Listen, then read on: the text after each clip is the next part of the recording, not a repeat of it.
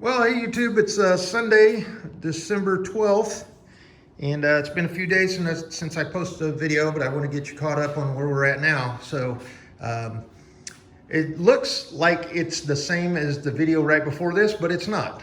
And I'll go through the details of what's been done since I posted that last one.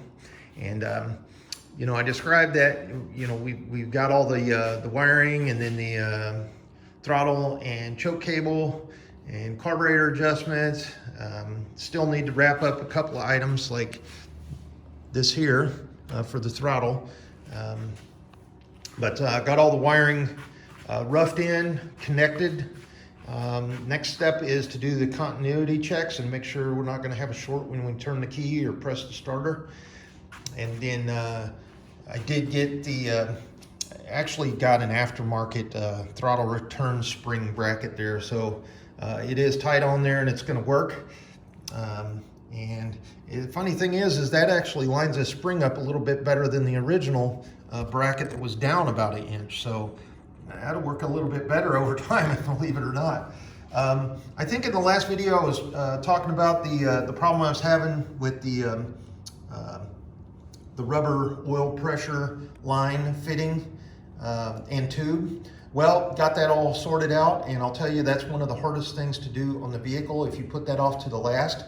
So anybody that's working on these, if you get to the point where that oil rubber tube oil pressure rubber tube needs to connect to that fitting, do that before you connect any of your shift linkages.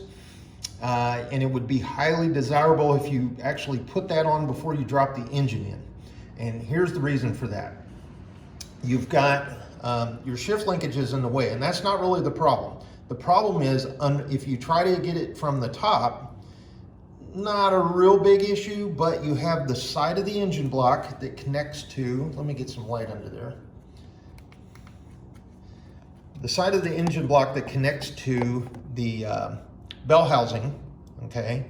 And then you've got your oil pump, which I know you can't see it, but it's pretty much right behind this flashlight right there.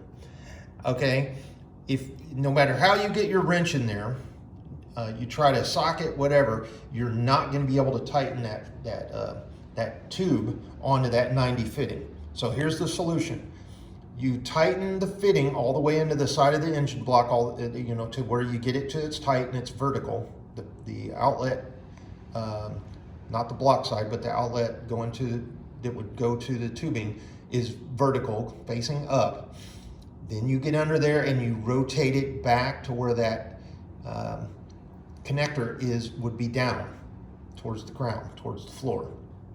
Then you go ahead and tighten your tubing into that fitting, get it all tightened up nice and snug, and then gently rotate it 180 degrees so it's vertical again, and slowly walk that rubber tubing up around your shift linkages and everything. And then when you go to connect it right up here to the metal tubing, you're not going to have a problem whatsoever. That'll tighten right up for you. Now, the interesting thing was, I think in the previous video, the one right before this one, I was talking about the dilemma with the two male ends to that rubber tubing. And there's an adapter, a 3/8 adapter on this one side that was actually on the old tube. So I took that off and connected right up there, and the greatest thing in the world happened. It pretty much made a perfect 90-degree bend in that oil tube to where it's missing all of the throttle linkage, and it's missing the shift linkage. And you can see it right there. It comes right out and goes straight down. So I guess the bad thing is rubber is sitting up beside the side of the block, but that's not something that's going to get real hot. But that's how you solve that problem. So if anybody's out there. You can see down here the, whoops, let me see how I can get this. There you go. All right. There is a brand new high and low beam indicator, or excuse me, switch, all wired up. Got all the wiring harness in there. Got the rear wiring harness connect it all up and got that routed underneath the vehicle. Still need to put the little clamps and mount it, you know, where it needs to be up under there. It's all nice and tight. And got everything behind the dash all wired up, with the exception of the fuel gauge. Now, the reason I haven't done that is I got a brand new 12 volt replacement 12 gauge, fuel gauge, and also a replacement ammeter. And as you see, that's not original, so it's 0, 25, and 50. And the one that came out of here, I think it was 0, 30, and 60. I'll show you in just a minute on the workbench over there. But there we go. And then I went ahead and ordered a replacement oil pressure gauge, and that's real easy to get that out. There's basically one fitting and a couple of clamp bolts down there. Does have a brand new light switch here, 1, 2, 3, and the switch that goes right here, I'll show you. I still got to wire that in. But all the light connectors or connections for the headlights and the parking lights are wired up, with the exception of the parking light individual switch here. Right now I've got the parking light to where you can pull this one switch and there's your parking lights, or you can pull it and then you got your high or low beam, and then down here you've got, through the firewall floorboard like it should be, a new high and low beam selector switch there. So there we go. And then got the key switch all wired up, and I'll walk over there in just a minute and show you what still needs to be done. This is where the fuel gauge will go. So here's your sending unit wire, and then here's the one that goes over to the key switch right here, the ignition. All right. The sending unit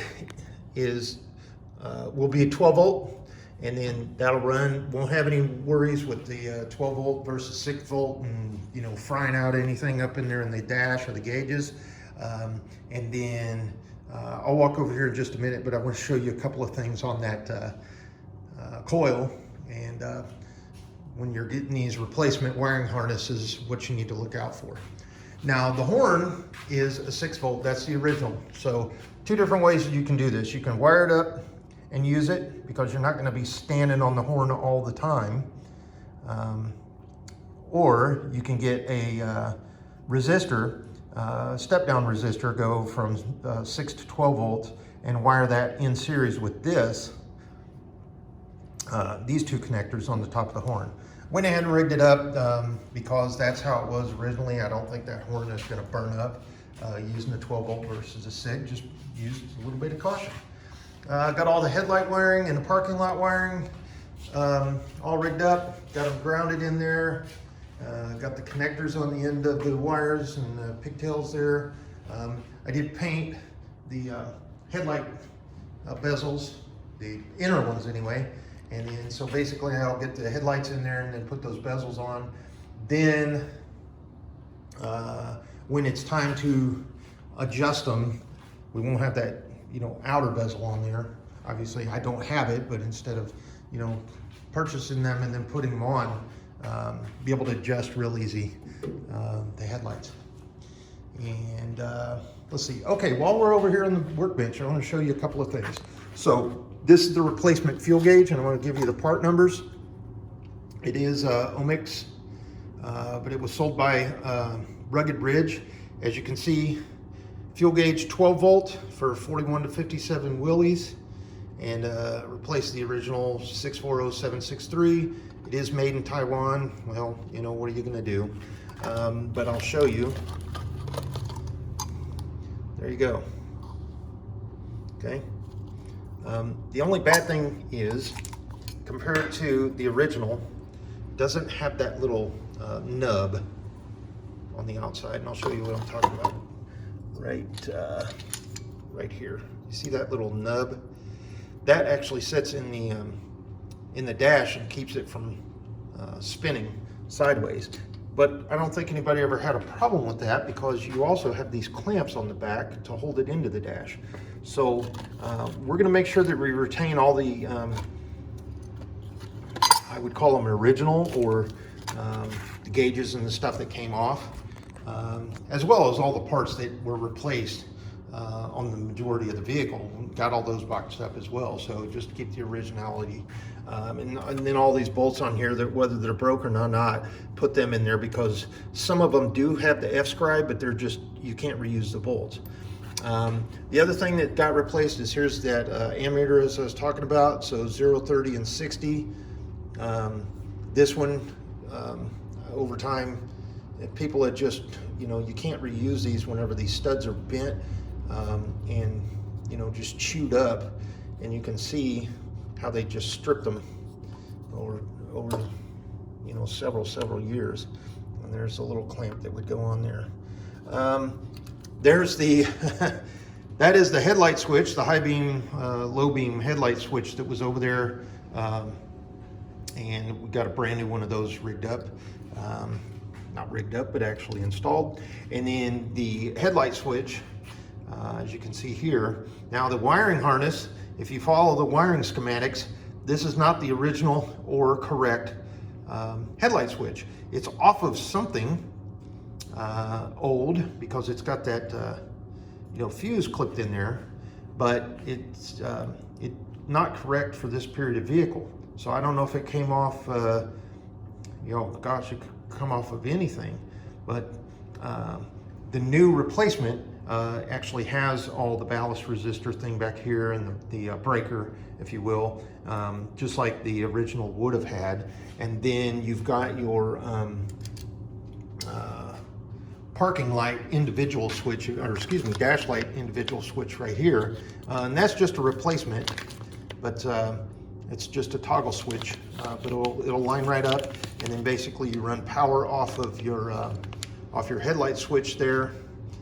The same one that would power your headlight switch comes over here, and then this would go up to your parking lights, and then you can, your dash light, and then you can go power in, dash light out, up to the dash, and then you can flip it on and off individually. Or you can actually run the power to, this is the old one, I'm just using this as an example.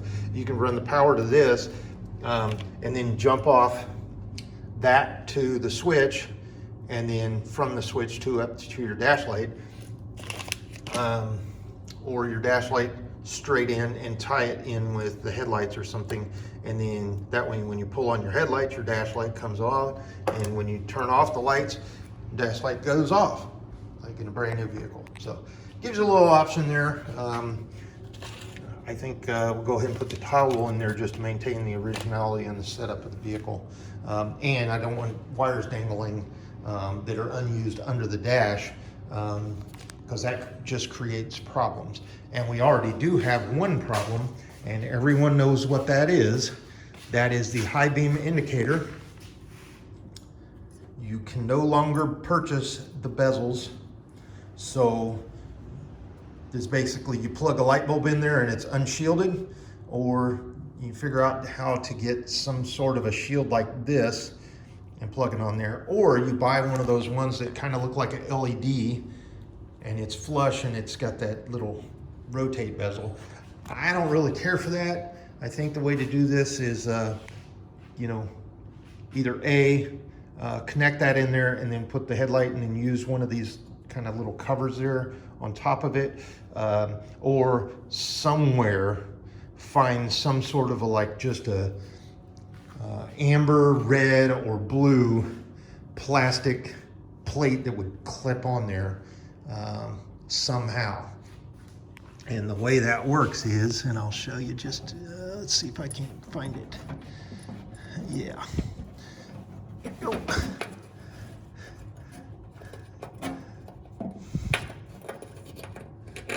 It's got this thing.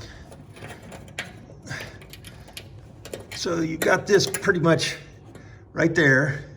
Then you got your light bulb that would, and then you've got a lens that would go clip on the outside of that. And like I said, you can't get those. I mean, it's something you're going to be digging around at a junkyard or estate sale for years trying to find one of those.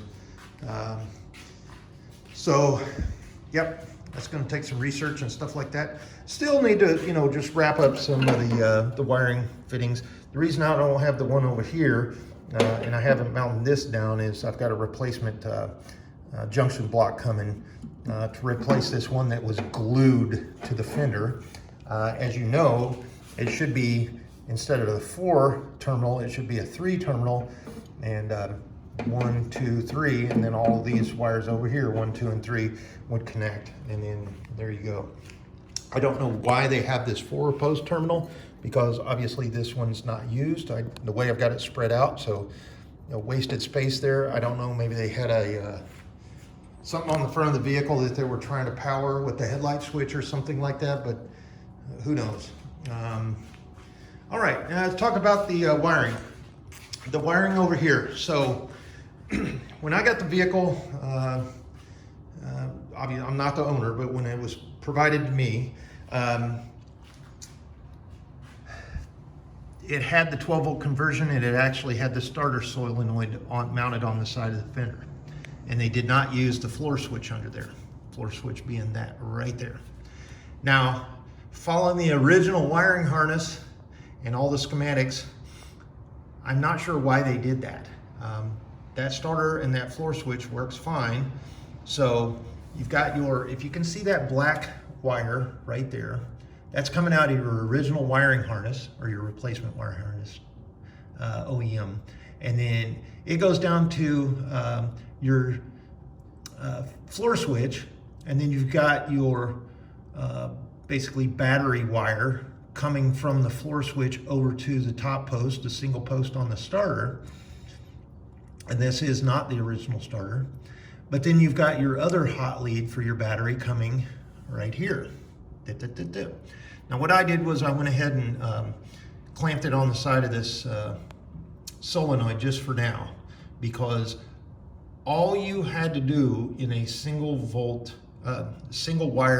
12-volt conversion is run your starter through your floor switch up to your positive cable, come off of your alternator to your what would have been the power from the 6-volt voltage regulator block that would sit here, that would come off of the generator, feed through there, okay? So all you got to do is run that single wire here, single wire alternator, make a jumper off your polarity, I believe it's S1 or P1 on, where is she? Right here on the bottom. Jump that off, splice it into your hot or your positive battery cable. There you go, you're done. And then you can turn the switch, you can start it with the floor switch, everything will work. The only thing that will not work is you can't turn your key to start, like in the new vehicles where you turn it and then let it go. That's what this is for. So the reason I've got this mounted up, and I actually wrote on there S and I for the field, and then positive, negative, and on typical off-the-shelf wherever Napa, O'Reilly's, AutoZone relay, but it is 12-volt, and so go ahead and do the single wire conversion, 12-volt conversion, and get this all wired up properly. And then the only issue will be the wire, the positive wire coming off, the battery wire coming off the switch, floor switch over to here, needs to be able to connect straight to the positive side. So either A, splice into that, or get another battery wire. Figure that out as time goes on. It's almost long enough. It's just, it doesn't need to wrap or route straight over here. The proper way to do it is route it up on the firewall and use the clips, mounting location, so it's all nice and tight and clean right up against your side of your fender, and then plugs right into your battery. That's that. I did get the, I don't think I mentioned this before, but I did get the new adapter for the engine block head and for the temperature gauge. So it's screwed right in there. Sorry about the little bit of mess there. I've got some thread sealing. But it is all sealed up. Wire grommets, I've got to go get some grommets for the holes that are going to remain in, but I'm going to wait until I do all the wiring and wrap that up, And then some of those holes are actually going to be plugged because they're not going to be used. They're not needed. So we'll get some things like this and kind of plug them in there, whether they're rubber covers or these metal kinds like this one is. And then, sorry about the stuff hanging there, but there you go. Got to get the fuel gauge in there, got the ammeter rigged up. The reason I haven't mounted that ammeter yet is that's got a heck of a lot of wires going to it, in my opinion, off of the wire loom. And, you know, went ahead and pulled the handbrake back out just so I could see down in there. And you know, each one of those wires is appropriately marked, and it's got the, you know, the color coded with the tracers on each one, and it makes it really easy. And then on the back of that new ammeter, you got a positive and a negative, so it makes it really easy on that. On the wiring schematic from the wiring harness, it says left and right ammeter. So is that left and right over here, or is that left and right over here? Well, it's how you read the schematic. If you're looking down and you're reading the schematic and it says left or right, left is left of what you're reading. So left to right, we read, that's how you do it. And then you've got your new temperature gauge there. Yes, I know I've still got to get the breather fitting there. And then I was thinking about getting the little rubber booty that goes around the shift levers. Problem is I couldn't get that off. So are we going to be able to get that rubber booty over that and then seal that up? Because a lot of crud and grime and air is going to blow through there. And that's right beside the transmission under there. Let's see. Okay, there's the coil. And as you can see, it's a 6 volt. When they did the 12 volt conversion, it does not have the original key coil. So what you would have here is something that looked very similar to this, but it would be mounted up behind this hole, and then you would have your key here, and it was basically a key switch like that combined with a coil mounted up here. It was a big old coffee can looking thing. And then the wires would come off to the distributor and over to the voltage regulator. And then that's how you would get your coil power for your distributor for your spark. Obviously, they're very, very hard to find. You could probably find them somewhere, eBay, junkyard, whatever. But, you know, 99% of the people out there are just getting these, I think it's a Dorman. That's a 4-post ignition switch. And just wiring that up to your coil and to your fuel gauge, and then coming off your coil negative would go to your distributor lead right here, and then you would have your positive, your big, you know, spark plug size cable going here over to the top of the resistor. This does have an internal resistor, so you don't have to use an external, and it does drop it down from 12 to 6 volt. So that's very good. You don't have to use a 12 volt coil. If you do use a 12 volt coil, you have to get a separate external resistor that drops it down to 6 volt. And that's before it goes into the coil and before it runs over to your distributor. Do you have to absolutely do that? No, you don't. But the likelihood of you burning out your condenser and your points within that distributor cap over, you know, real quick is it's there. It's going to short. It's going to basically just fry it because you're getting a heck of a lot of energy going through there in a reduction going from 6 to the 12. So this keeps it hot. 12 to 6. Okay. You're keeping your spark plug sparked, you're where it should have been, and it's got that internal, as you can see, you can read it right there, no external resistor required. Okay, there's part number 1304, and then I believe it says 1304, no, 8015. And the reason that was so funny is we couldn't figure out what that number was there. It was a serial number of something. But after we got up underneath there and took that out and figured out, oh, that's the coil. That's where the key coil would have been. And that's where the you know, the original connections for all of the wiring harness up there would have been. However, as you know, the wiring harness that came out of this Jeep was, you all have seen this before. Every old vehicle has had this done at some point in its life. There's one part of it, here's the other part of it. You've got 12, 14, 16 gauges. This is just stuff like you would use in the house.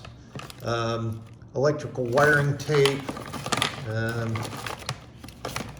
There's that ball. I'll make sure we put that in the replacement box over there. The parts that you can see it right there.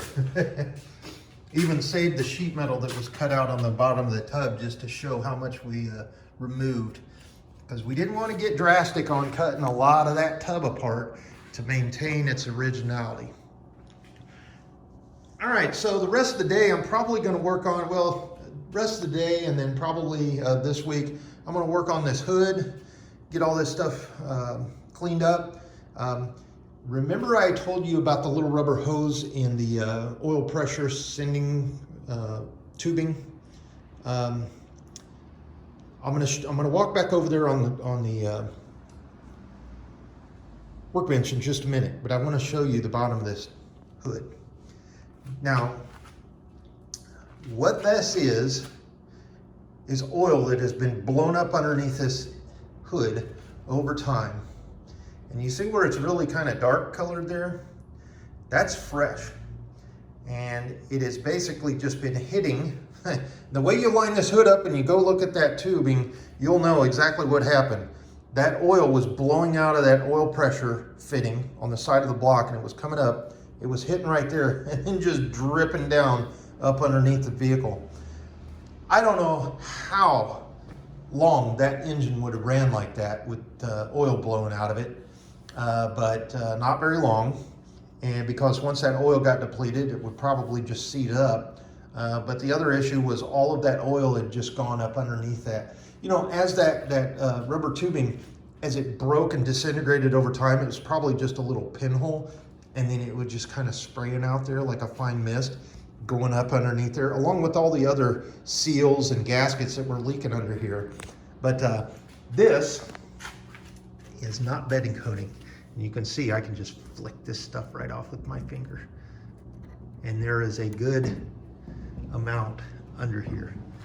That is some crud. Now this right here is your, would have been your kind of little seal, your insulation seal that would go around the edge and then set on top to keep any moisture or whatever coming from the grill through that little gap between it and the hood.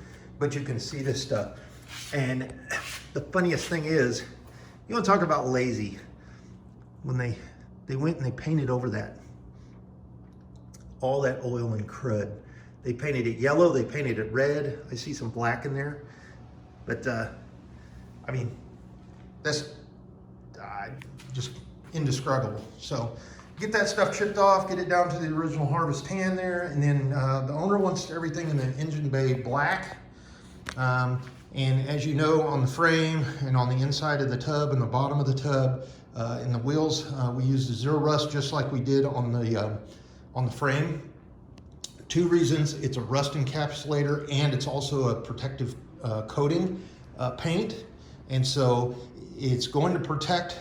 However, it's also very, very easy for someone to come back if they want to go back and they want to, you know, polish the frame for a show vehicle or whatever. They can come back and get that off really easy with the stripping wheel, and then they can go back and they can use their gloss or flat paint. They can fill it with the Bondo like they do, and you know, all of that. We're not going that extreme on this vehicle because, you know, the amount of effort and money and time to put into something like that is thousands and thousands of dollars. And when you consider what the market value of these Jeeps are, you know, it's just not there yet at this point in time. And you can see I've still got to clean up some of the primer back here because that's how the tub was sitting on the ground. And then the little wood blocks need to be replaced. It's a wonder, you know, with some of the other rigs that have rigging like this that we found on this vehicle. It's a wonder they just didn't use wood screws to hold those blocks on there. But looks like it's got the bolts there. So once we get that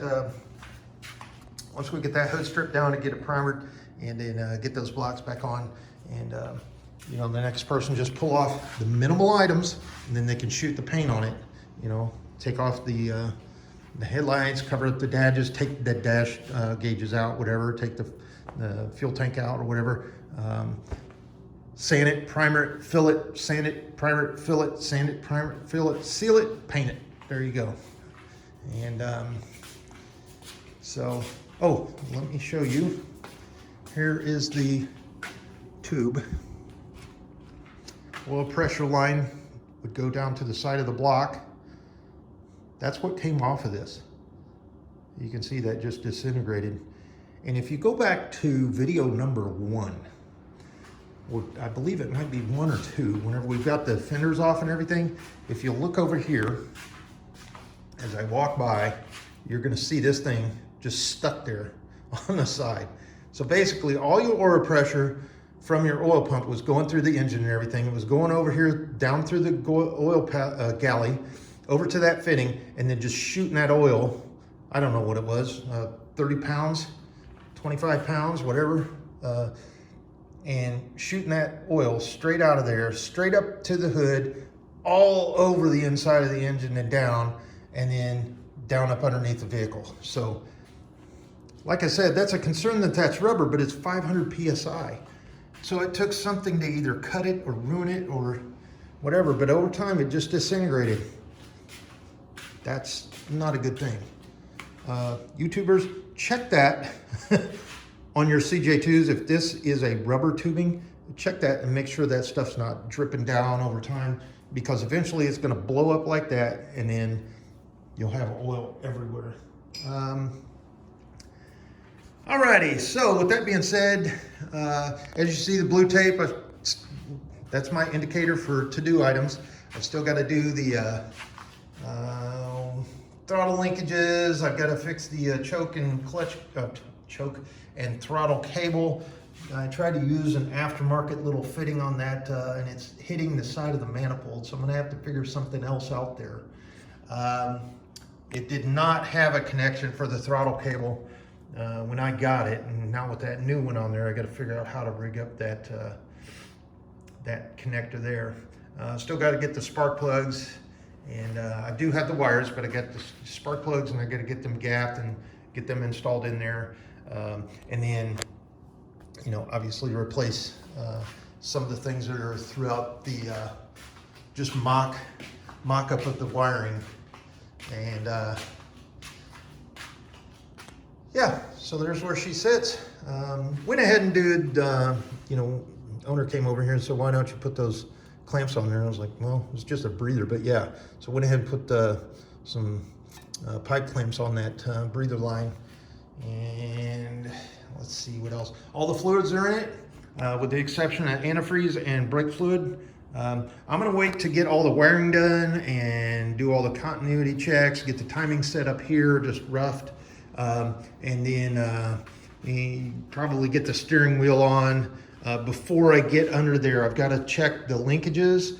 I've got to route the handbrake cable, and all of that is up from underneath. So I'm going to be laying on the ground, doing all that up underneath, and I don't want to come back and forth and back and forth. I want to finish everything up here on the top and then climb up underneath the vehicle, and then basically I can just roll wherever I need to, you know, handbrake, connect that to the emergency brake underneath there, and then the shift linkages, get that adjusted, and then let's see, oh, the wiring that goes to the rear taillights, I've got to mount that on those little metal clips, both along the frame and along the tub. And then that's why I started everything up here at the top. And then one last thing before I go, I'll show you the tailgate. I did I'm sorry, it's just kind of stacked over here. But I did get all the paint stripped off of it, the majority of it. Still got to get down into some of the little areas there. But you can see that yellow paint, the devil. And let me see if I can stand this up for you, and you'll see how it's see how that's kind of warped, where I guess this side here needs to go that way. You see how it's kind of warped there? It's like twisted. You can get a real shot here. So it'll be real easy to straighten out. And one of the things I want to show you is that when I strip the paint off, you know how the serial numbers around on the frame and on the dash and everything, and on the, oh gosh, everywhere, you know, in transmission, transfer case. But when you're doing the initial inspection for serial numbers, you look side of the frame, you look at the dash, you look at the engine, and then you go to the tailgate. Now on the side of the tailgate, there should be a serial number. Well, when this was all painted with the 5 or 6 layers of paint and primer and whatever else they had on there, didn't see a serial number. Also, someone over time had bent the this here. Okay, so that's been flattened out. I guess just to make it flat up against the back of the tub or something, where they cut it here. So there's no way to really bend that back and get it back to how it should be here. So we'll leave that alone. But as soon as I strip that paint off, found the serial number. So there she is. There's the serial number. And that is, guess what? There's your hinge points over there. There's the top. That is the passenger side, and that's exactly where it should have been. And that was so filled in with crud, I was able to get that out. And so there you go, you got your serial number. Look, it looks like it's been stamped over or something, but it's not. It looks like 3605. I don't think that's a 2 or anything right there. I don't think that's a number. Yeah, there you go. So tail kit serial number. So the originality of this Jeep is still there, and even though it's got a hodgepodge of stuff that is just kind of, you know, needs to be replaced and fixed here and here and here, but it's going to be drivable. I got a lot of hope. Was not able to resurrect or reuse this dash light switch, original one. Remember I was talking about the little bullet connectors, the wiring harness connectors are all this type with heat shrink tubing and everything, with the exception of the bullet connectors that go to from your main harness to your rear harness, as well as the 2 bullet connectors that go on the side of your brake light switch. But these connectors will work on the new replacement, I'll call it, switch. And then here's that hole that had the cigarette lighter in it. So get that straightened up from the back with the hammer and a dolly, and then probably use a plug there. Alrighty, so I don't want to be repetitive and keep going over things I've already talked about, but you know, as I'm walking around and I see stuff, I'm like, oh man, I can't get that little cover that goes on that high beam indicator. What am I gonna do there? Am I just gonna put the bulb in there and then get you know, something like this? Or am I gonna try to find on Amazon and everywhere else, try to find a little, I don't know, plastic thing that'll clip on there? There's gotta be a way. So it's just little things like that where you stop and you're like, oh, okay, now I'm gonna search for a needle in the haystack.